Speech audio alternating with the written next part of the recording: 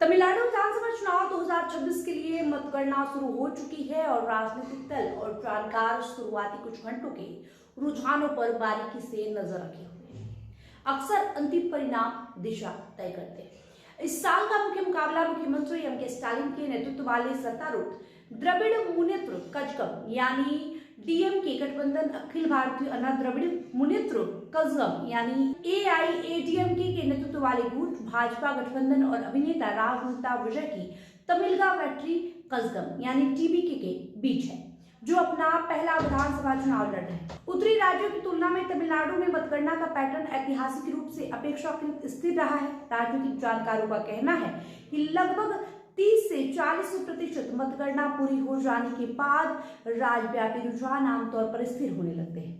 यदि मतगणना के शुरुआती चरणों में कोई पार्टी का गठबंधन 130 से 40 सीटों की बढ़त हासिल कर लेता तो अक्सर किसी एक निर्वाचन क्षेत्र में मिली जीत के बजाय राज्यव्यापी लहर का संकेत होता है।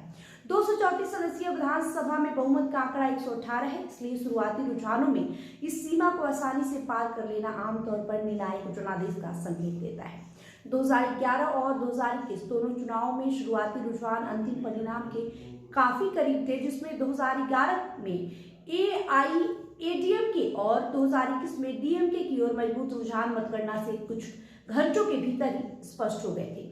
इस साल जानकारों द्वारा 4 प्रमुख क्षेत्रों पर बारीकी से नजर रखा जा रहा है। पश्चिमी तमिलनाडु, कोयम्बटूर, सलेम, इरोड और नमक्कल जैसे जिले महत्वपूर्ण हैं, क्योंकि परंपरागत रूप से ये जिले एआईएडीएमके और भाजपा से संबंधित दलों के समर्थन कर रहे हैं। इस साल पश्चिमी जिलों में अधिक मतदान होने से इस बात को लेकर अटकलें तेज हो गई है कि क्या विपक्ष ने अपनी खोई हुई जमीन वापस हासिल कर ली है। चेन्नई के शहरी निर्वाचन क्षेत्रों में अक्सर मध्यम वर्ग और युवाओं की भावनाएं झलकती है। यहाँ डीएमके का मजबूत प्रदर्शन ये संकेत दे सकता है कि सत्ता विरोधी चिंताओं के बावजूद सत्तारूढ़ गठबंधन ने शहरी समर्थन बरकरार रखा है। बात करें दक्षिणी तमिलनाडु की तो मदुरई, तिरुनेलवेली और रामनाथपुरम जैसे दक्षिणी जिले राजनीतिक रूप से अस्थिर बने हुए हैं और कई करीबी मुकाबलों के नतीजे इन्हीं जिलों में आने की संभावना है।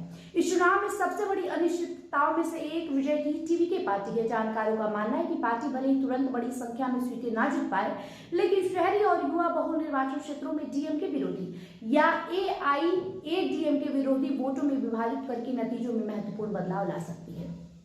तमिलनाडु में इस साल विधानसभा चुनाव में अब तक का सबसे अधिक मतदान हुआ, जिसमें 84% से अधिक मतदान हुआ। हालांकि जानकारों का कहना है कि राज्य में अधिक मतदान का मतलब हमेशा सत्ता विरोधी लहर नहीं होता।